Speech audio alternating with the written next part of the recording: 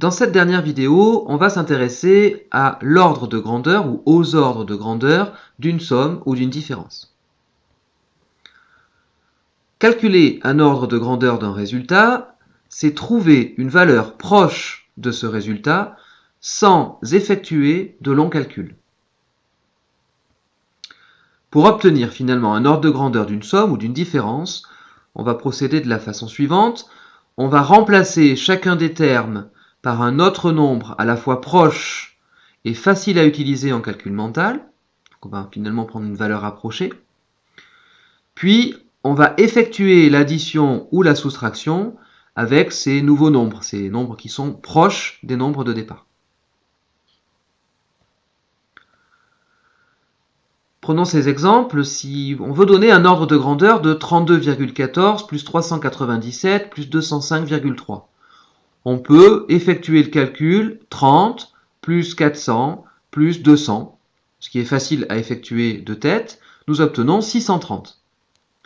Eh bien, le nombre 630 est un ordre de grandeur de la somme de 32,14, 397 et 205,3, dont la valeur exacte qu'on obtient quand on pose l'opération est 634,47.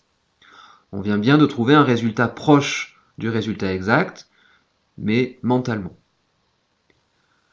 Pour calculer cette fois-ci un ordre de grandeur de cette différence, 234,7 moins 123,83, on peut calculer mentalement plusieurs choses. On peut commencer par calculer 200 moins 100, 234,7 est proche de 200, 123,83 est proche de 100, 200 moins 100 est bien égal à 100.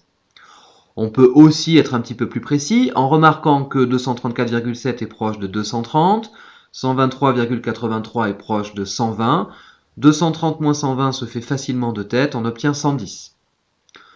Pour être encore plus précis, on peut remarquer que c'est proche de 235 pour l'un et 124 pour l'autre, et 235 moins 124 est égal à 111. Là encore, un calcul mental simple permet de donner la réponse.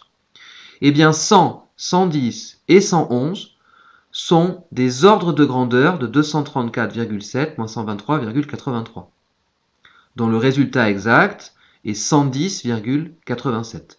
On voit qu'on peut en obtenir des plus précis ou des moins précis, tout dépend de la situation proposée. Alors à quoi ça sert ces ordres de grandeur? Eh bien ça va servir à prévoir un résultat, c'est-à-dire avoir une idée de la réponse avant d'effectuer un calcul, et ça peut permettre aussi de contrôler, de vérifier un résultat après avoir effectué le calcul, par exemple après l'avoir posé.